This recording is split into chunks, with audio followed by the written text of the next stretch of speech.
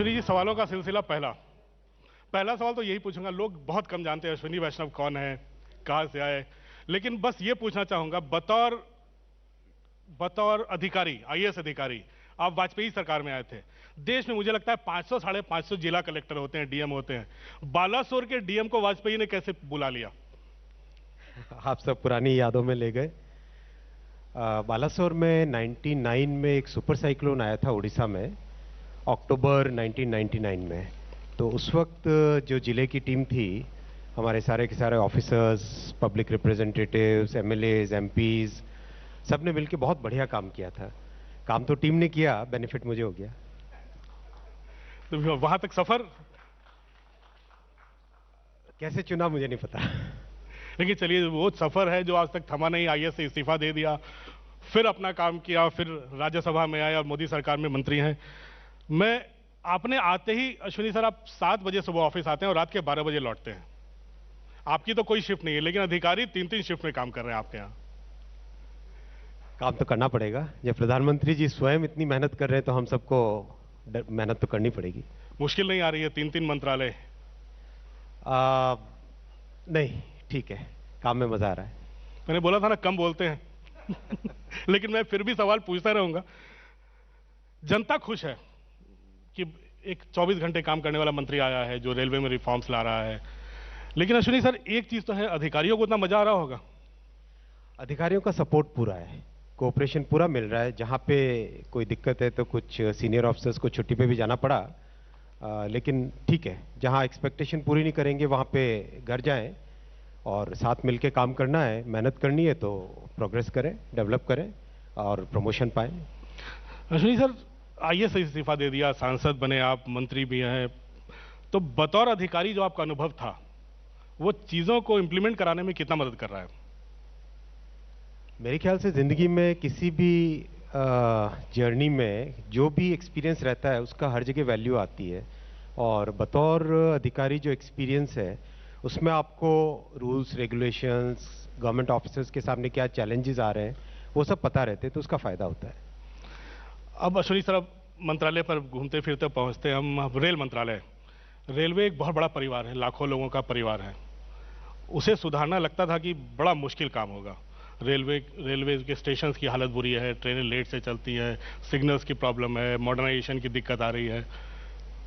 क्या हम उम्मीद करें अब सब कुछ ठीक होगा? अगर आप 10 साल 12 साल पहले का रेलवे देखते तो आपको एक अलग पिक्चर दिखता। लेकिन पिछले 7 साल में अगर आप देखते हैं, किसी भी स्टेशन पे जाइए, पटरियों को देखिए, स्टेशन की कंडीशन देखिए, जो सफाई का स्टैंडर्ड प्रधानमंत्री मोदी जी पिछले 7 साल में लेवल पे एक लेके आए हैं, जिस तरह के नए इनिशिएटिव्स स्टार्ट हुए हैं। आपने अभी रिसेंटली मध्य प्रदेश भोपाल में कमलापति स्टेशन का देखा होगा, या फिर गांधीनगर स्टेशन देखा है, या फिर वंदे भारत ट्रेन देखी है। तो बहुत सारे 7 साल में इनिशिएटिव्स ऐसे हुए हैं जिसके कारण रेलवे का एक ट्रांसफॉर्मेशन हो रहा है। अब उसी चेन को आगे बढ़ाना है। आप ज्यादातर रेल में यात्रा कर रहे हैं, अभी कभी उड़ीसा चले जा रहे हैं, कभी कश्मीर की तरफ चले जा रहे हैं। आप लोगों से मिल रहे हैं, रोज रेल यात्रा के दौरान सैकड़ों लोगों से मिल रहे हैं। आप स्टेशन पर उतरते हैं तो वहां जो चाय की दुकान होती है, आप कुल्हड़ में आप चाय भी पी रहे हैं। तो क्या ये फीडबैक इंप्लीमेंट करना, जो मुश्किलें आ रही हैं आम यात्री को, या फिर जो मुश्किलें हैं, जो वेंडर बैठा है रेलवे स्टेशन पर, उसको कैसे सुधारा जाए, ये कहां तक सुधारने में मदद करेगा आपकी?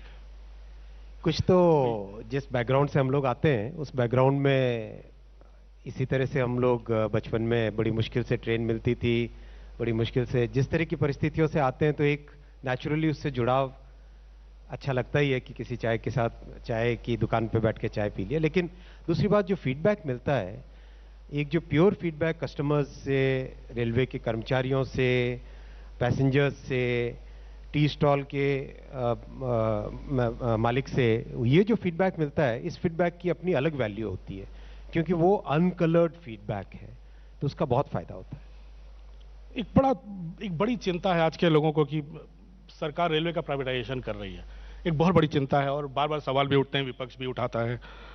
स्टेशंस को निजी हाथों में दिया जा रहा है कि आप साफ करें, आगे बढ़ें। तो क्या सरकार पूरी तरह से निजीकरण की दिशा में बढ़ रही है या इंप्रूवमेंट के लिए कुछ हिस्सा प्राइवेट सेक्टर को दिया जाएगा? क्या प्लान है आपकी सरकार का, आपके नेतृत्व में रेलवे का? श्री मेरे पूर्ववर्ती मंत्री श्री पीयूष जी गोयल ने पार्लियामेंट के फ्लोर पे क्लियरली कहा है कि रेलवे के प्राइवेटाइजेशन का कोई प्लान नहीं है, कोई प्रपोजल नहीं है। रेलवे इतना कॉम्प्लेक्स ऑर्गेनाइजेशन है, कितने सारे सिस्टम्स है, आपका ट्रैक सिस्टम है, आपका इलेक्ट्रिसिटी का ओएचई सिस्टम है, सिग्नलिंग सिस्टम है, इतने सारे सिस्टम्स हैं और सब के सब इंटरप्ले करते हैं एक दूसरे से। ऐसे कॉम्प्लेक्स सिस्टम को प्राइवेटाइजेशन की कोई थॉट प्रोसेस ही नहीं है। विपक्ष कई बार इस बात को अननेसेसरी मुद्दा बना के उठाने की कोशिश करता है, लेकिन पब्लिक जानती है, सभी लोग जानते हैं कि रेलवे के प्राइवेटाइजेशन का कोई स्कोप नहीं है। रेलवे परिवार कैसे आगे बढ़े, आज 12 लाख रेलवे परिवार के मेंबर्स हैं गवर्नमेंट एम्प्लॉयज के पॉइंट ऑफ व्यू से, और 2 करोड़ है टोटल रेलवे परिवार, यानी रेलवे के जो सप्लायर्स हैं, वेंडर्स हैं, कॉन्ट्रैक्टर्स हैं, मेंटेनेंस के लोग हैं, वो सारे के सारे 2 करोड़ है। हमारा टारगेट है ये 2 करोड़ की संख्या 3 करोड़ कैसे पहुंचे, रेलवे का और एक्सपेंशन कैसे हो, क्योंकि रेलवे का एक्सपेंशन हुआ मतलब देश की लॉजिस्टिक्स की कॉस्ट डाउन हुई। तो प्रधानमंत्री जी ने जो पीएम गति शक्ति का विजन दिया है, उसमें भी रेल और रोड और वाटरवेज को इंटीग्रेट करने का विजन दिया है। तो वो थॉट प्रोसेस है, न कि होलसेल प्राइवेटाइजेशन की कोई बात ही नहीं है। मैं एकदम क्लियर कर रहा हूँ। सर, स्टेशनों पर एक ही समस्या होती है, बेसिक कम्युनिटीज़ की दिक्कत है, यात्रियों को जो परेशानी होती है रेलवे के देर से चलने से, तो ये तमाम समस्याएं हैं। तो क्या इन सब का कायाकल्प कैसे करेंगे आप, कैसे मॉडर्नाइजेशन लाना संभव होगा? क्योंकि रेल भी चलता, आप जानते हैं कितना बड़ा अधिकारी वर्ग है, कितने पेंशनर्स हैं वहाँ, कितनी मुश्किलें हैं रेलवेज में। इन सब के बीच इन बेसिक कम्युनिटीज़ को दूर करना, स्टेशन का कायाकल्प, कितने स्टेशनों का क्या पूरे देश में कायाकल्प कर पाएंगे? क्या है टारगेट, लक्ष्य आपका? स्टेशन में आप देखें, देखो रेलवे में पैसेंजर के एक्सपीरियंस के 2 सबसे बड़े मोड्स हैं। सबसे पहला मोड है स्टेशन, दूसरा है जिस ट्रेन में पैसेंजर ट्रैवल कर रहा है। मोदी जी ने ऑलरेडी इस पे पिछले 7 सालों में इतनी प्रोग्रेस की है। प्रधानमंत्री जी ने स्टेशन के कायाकल्प के लिए पूरा का पूरा एक विजन बना के उसको किस तरह से इंप्लीमेंट करना है। 2 एक्सपेरिमेंट ऑलरेडी हुए, गांधीनगर हुआ, भोपाल में कमलापति हुआ। इसी तरह से ट्रेन्स, वंदे भारत एक्सप्रेस जो कि वर्ल्ड स्टैंडर्ड की ट्रेन है, मैं रिक्वेस्ट करूंगा आपको जिसको भी चांस मिले ट्रैवल कीजिएगा उसमें। तो स्टेशंस का इन दोनों सक्सेसफुल एक्सपेरिमेंट्स के बाद में अब लार्ज स्केल पे रीडेवलपमेंट होगा।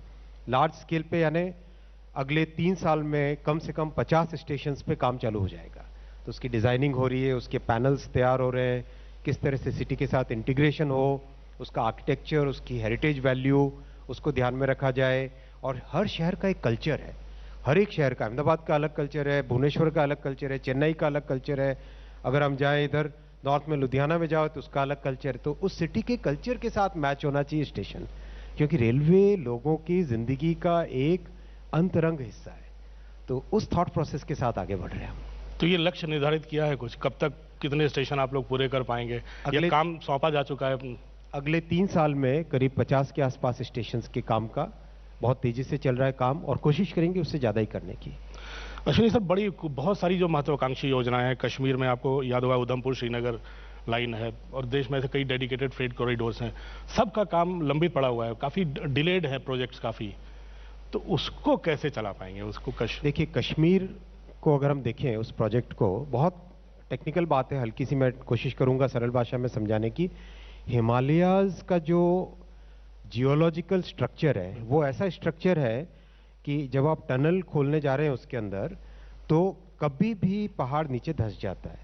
So the way this project is being executed is, जैसे आप अंदर टनल अंदर जैसे जा रहे हैं वैसे ही साथ उसका डिजाइन कर रहे हैं। तो design and execution is happening together.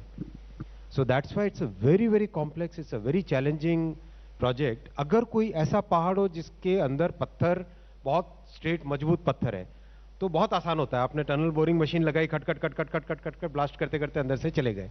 लेकिन ये ऐसा पहाड़ है जिसमें कभी भी धंस जाता है, तो इसकी कॉम्प्लेक्सिटीज अलग है, उस कॉम्प्लेक्सिटीज के कारण टाइम लगा। लेकिन सुपर प्रोग्रेस हुई है, बहुत अच्छी प्रोग्रेस हुई है। और अभी मुझे लगता है कि जिस तरीके से, जिस तेजी से काम चल रहा है, 2024 के आसपास तो उसके अंदर से ट्रेन लेके जाएंगे। अश्विनी सर, कुछ लोगों को पता चला कि मैं आप हमारे साथ बात करने वाले हैं, तो एक कई बच्चों के प्रश्न आए हैं मेरे साथ, व्हाट्सएप पे भी आया है कि ये ग्रुप डी की परीक्षाओं को पूरे देश में बहुत ज़्यादा परीक्षार्थी इंतजार कर रहे हैं, तो क्या प्लान है आपकी रेलवेज का? क्या उनको इंतजार लंबा खींचना है उनका? नहीं नहीं, इसमें देखिए बहुत अच्छा प्रश्न पूछा है, थैंक यू, आपने ये प्रश्न पूछा। और ये मैं बच्चों को सबको एकदम क्लियरली कह देना चाहता हूँ, हाई कोर्ट में करीब करीब 5 लाख बच्चों के बिहाफ पे कुछ केसेस हुए थे। केस क्या थे कि एप्लीकेशन फॉर्म के ऊपर जो फोटोग्राफ है वो फोटोग्राफ अच्छे से विजिबल नहीं था, तो वो एप्लीकेशन रिजेक्ट हुई।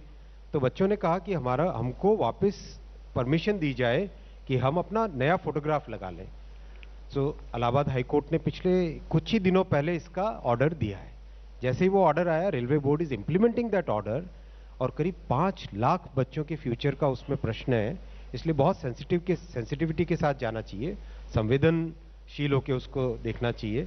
तो we have allowed all those students to submit a fresh photograph. नया फोटोग्राफ लगता है, उसके तुरंत बाद में एग्जाम की डेट आएगी, एग्जाम भी 2 स्टेज का प्रोसेस है, तो उसका टाइम है। सो ऐसा नहीं है कि इसमें डिले करने का कोई इंटेंशन है। The real cause was high court के अंदर केसेस, वो सॉल्व हो के कुछ ही दिनों पहले सॉल्व हुए, तो अब एग्जाम का प्रोसेस भी आगे बढ़ेगा। अश्विनी सर, आईटी मंत्रालय का भी जिम्मा आपके पास है और कुछ महीनों से आप हो गया मंत्रालय संभाले हुए, आप हर रोज शाम को वहां जाकर बैठते भी हैं। एकाएक आपके बनने के बाद एकाएक सब खामोश क्यों हो गए? क्या आईना दिखा दिया है? जिनको लेकर बवाल उठा रहता था, कभी हमारे किसी का ट्वीट डिलीट हो गया, कभी किसी का नाम हटा दिया गया, सारी चीजें शांत कैसे हो गई? कोई चाबी? नहीं, मैं तो सभी से यही कहता हूं कि देश में जितने भी हम लोग हैं, कोई भी कंपनी हो, मल्टीनेशनल हो, इंडियन कंपनी हो, देश का कानून तो मानना पड़ेगा। तो मेरे ख्याल से सभी देश का कानून मानने के लिए राजी हो गए। सबसे चिट्ठियां पहुंच गई हैं, सबने अधिकारी, नोडल अधिकारी वगैरह नियुक्त कर दिए हैं जितनी कंपनियां थी? हाँ, सभी ने Compliance नोडल आ अधिकारी। सी अल्टीमेटली उसमें पॉइंट आप देखिए, फंडामेंटल पॉइंट क्या है? फंडामेंटल पॉइंट है, आज सोशल मीडिया एक बहुत ही इंपॉर्टेंट प्लेटफॉर्म है, हमारी जिंदगी का एक अंतरंग हिस्सा है। Written word is very important. एक ह्यूमन नेचर होता है कि हमने कहीं पढ़ लिया, न्यूज इंडिया 18 पढ़ लिया, तो उसको एक विश्वास आता है, पढ़ी हुई चीज पे, स्पोकन वर्ड के बजाय रिटन वर्ड पे ज्यादा विश्वास आता है। तो जब किसी मीडिया पे, फेसबुक पे, व्हाट्सएप पे, ट्विटर पे कोई चीज पढ़ता है, इंसान सोचता है कि ये सच होगा, ये वास्तव में किसी ने रिसर्च करके लिखा होगा। तो उस कंटेंट की जिम्मेदारी कौन ले, उसकी रिलायबिलिटी पे कौन चेक करे? दैट्स द फंडामेंटल पॉइंट, जिससे कि अल्टीमेटली सोशल मीडिया में और यूजर्स के अंदर ट्रस्ट डेवलप होना चाहिए। वो ट्रस्ट तभी डेवलप होगा जब कोई ना कोई उस कंटेंट की जिम्मेदारी लेगा। तो overall the industry has to move towards a scenario in which industry and the users they come to the common understanding, और कंटेंट के ऊपर कोई ना कोई जिम्मेदारी ले कि हाँ ये मैंने लिखा है, ये सही लिखा है। वो पॉइंट है, असली पॉइंट वो है। अश्विनी सर, 5G का भी ट्रायल शुरू हो चुका है देश में, कई कंपनियां ट्रायल कर भी रही हैं। कब तक रोल आउट करेंगे आप? आप लोग क्या प्लान क्या है आपके टेलीकॉम मंत्रालय का? और दूसरा, क्या ये पूरे देश में एक साथ होगा या किस्तों में करेंगे? 5G एक पाथ ब्रेकिंग टेक्नोलॉजी है, पूरा टेक्नोलॉजिकल जंप है। 5G आते ही आपकी नेटवर्क की स्पीड, डेटा की क्वालिटी, डाउनलोड और अपलोड दोनों की स्पीड, दोनों में बहुत ज़्यादा फर्क आएगा। 5G टेक्नोलॉजी को लाने के लिए सबसे बड़ा महत्वपूर्ण पॉइंट ये है कि हम कब तक विदेशी दूसरी कंपनियों के ऊपर, दुनिया भर में दूसरी कंपनियों के ऊपर निर्भर रहेंगे। तो प्रधानमंत्री जी ने ये विजन दिया कि 5G हमारा खुद का डेवलप होना ही चाहिए, भारत में डेवलप होके फिर दुनिया भर में भारत की कंपनी का डेवलप किया हुआ, हिंदुस्तान का डेवलप किया हुआ 5G चले। ये विजन है, इस विजन के साथ हम लोग चल रहे हैं। और I am very happy to share with all of you, 5G के डेवलपमेंट की प्रोग्रेस बहुत तेजी से चल रही है। आगामी महीनों के अंदर इसमें टेस्ट ट्रायल्स चालू हो जाएंगे और 5G का डिप्लॉयमेंट है, that is the second part of your question. 5G का जो डिप्लॉयमेंट है उसके लिए ऑलरेडी ट्राई जो रेगुलेटर है इसका, ट्राई ने ऑलरेडी इसके लिए कंसल्टेशन पेपर इश्यू कर दिया है। जैसे ही कंसल्टेशन प्रोसेस कंप्लीट होता है, ऑक्शन के लिए सारे के सारे पैरामीटर्स रेडी हो जाएंगे, तो तुरंत सेकेंड क्वार्टर कमिंग ईयर में इसका ऑक्शन चालू होगा और रोल आउट चालू करेंगे। लेकिन सर, एक उल्टा सवाल पूछूंगा अश्विनी सर, 4G भी रोल आउट हुआ था, लेकिन कई इलाकों में अभी भी कनेक्टिविटी की दिक्कतें उसको लेकर भी हैं। तो कैसे में कैसे 5G का सपना पूरा होगा अगर 4G ही बहुत जगह तक नहीं पहुंच पा रहा है? अमिताभ जी, देखिए, इतनी तेजी से इंडिया में डिजिटल नेटवर्क रोल आउट हुआ है। अगर हम डेटा देखें, 2014 से पहले रफली 6.5 लाख के आसपास बेस स्टेशन थे। आज करीब करीब 24 लाख बेस स्टेशन हैं। That's the speed at which Indian telecom network has grown. ऐसी स्पीड के साथ ग्रो होता है तो मैं मानता हूं कि उसमें बहुत सारे चैलेंजेस आते हैं, लेकिन गवर्नमेंट ने भी साथ ही साथ जो अभी रिफॉर्म्स किए हैं, इन रिफॉर्म्स के कारण इंडस्ट्री की हेल्थ में सुधार होगा। हेल्थ में सुधार होगा, इन्वेस्टमेंट करेंगे, इन्वेस्टमेंट जैसे जैसे इंडस्ट्री करेगी वैसे वैसे क्वालिटी में भी इंप्रूवमेंट आएगा। एक मंत्रालय से संबंधित एक और सवाल, कई चीजें ऐसी हैं जो हमारे देश में भारी कमी है, राउटर्स, सेमीकंडक्टर्स और ऑप्टिकल फाइबर जैसी हमारे देश में बहुत कमी है सर। तो क्या सेमीकंडक्टर की कमी से हमारी घरेलू कंपनियों को काफी नुकसान हो रहा है, उनको काफी टाइमली? तो क्या इन सब चीजों में आपने प्रधानमंत्री जी का विजन देखा आत्मनिर्भर भारत का? जैसे सिंपल सी बात, इलेक्ट्रॉनिक्स मैन्युफैक्चरिंग इंडिया में प्राय कुछ भी नहीं थी, बहुत छोटी सी इंडस्ट्री थी, लिमिटेड से प्लेयर्स। आज already we are at $75 billion and this is growing at a pace close to 25-26% की एनुअल ग्रोथ हो रही है। यानी $250 बिलियन हम पहुंचेंगे 2026 तक। Massive growth. और कल मैं इंडस्ट्री के सभी मैन्युफैक्चरर्स से मिला था, मैन्युफैक्चरर्स कह रहे हैं कि हमारा एस्टिमेट है कि हम $300 बिलियन तक पहुंचा देंगे 2026 तक। It's a phenomenal thing. तो ये मोदी जी का विजन है, चाहे सेमीकंडक्टर हो, टेलीकॉम इक्विपमेंट हो, इलेक्ट्रॉनिक्स हो, 5G का सॉफ्टवेयर हो, नेटवर्क की पूरी संरचना हो, सब में भारत की कंपनियां आगे बढ़े, मजबूत हो। अश्विनी सर, आखिरी में हमारे दर्शक थोड़े दुखी भी हो रहे होंगे कि मैंने आपसे एक भी राजनीति पे सवाल नहीं पूछा है। तो संसद में जब हंगामा शुरू हुआ अश्विनी सर, तो सबसे पहला कागज आपके ही हाथ से छीना गया था। आप स्टेटमेंट दे रहे थे, विपक्ष ने आपके हाथों से कागज स्नैच कर लिया था और उसी पर लेके इतना बवाल बढ़ा है, कई सांसद निलंबित हो चुके हैं, संसद में हंगामा जारी है। क्या ऐसी संसद की कल्पना थी? मंत्री बने और कागज छीने जा रहे हैं आपसे? नहीं, मैं इस पे कुछ बोलूंगा नहीं, लेकिन हमारी जनरेशन को ये एग्जाम्पल सेट करना चाहिए कि आगे आने वाली जनरेशन्स को ये मैसेज मिले संसद में बिहेवियर कैसे करना चाहिए। जो उन ऑनरेबल मेंबर्स ने काम किया वो कहीं से अच्छा नहीं था। चलो अश्विनी सर, बोलेंगे नहीं बहुत ज्यादा राजनीति पे, इसलिए हम लोग अब समाप्त करते हैं संवाद यहीं पे। आपको रेलवेज, 5G 4G जितना हो, आप सबकी जानकारी जरूर बढ़ गई होगी। अश्विनी सर आने के लिए और आधा घंटा बात करने के लिए बहुत बहुत धन्यवाद। बहुत धन्यवाद Amitabh ji. Thank you Ashwini sir.